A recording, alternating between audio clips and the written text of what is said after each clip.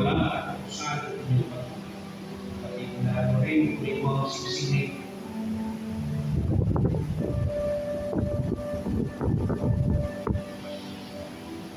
Bago mo mag-suot sa kanilang palasisigan at pagkakariye, sabihin mo sa kanyang pag-usap nito, ang singsing nito ay ibinibigay ko sa iyo bilang sa isang pangalan ng aking patuloy na nanatiling pag-ibig.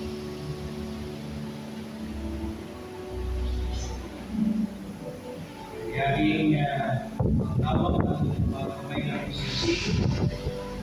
Kaya ito ay maging tatak ng inyong pinatutuwag na kapalaran ng pagkakasundo, pagsusuyuhan, pagpapangalan ng kakapaan, na sa pamamagitan nito ay mula kayo, ay nakakalian kayo hanggang kayo ay papaghiwalay ng kamatay.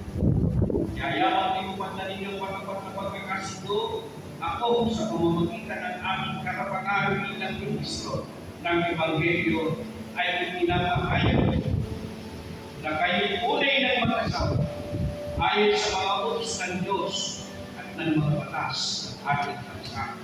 Ang pinapagsama nga ng Diyos ay huwag mapaghiwalay. Sige, huwag kayong mag-asawa, natili magkahawak ng inyong mga kamay, tumayo mo ang kapungan na lalaki.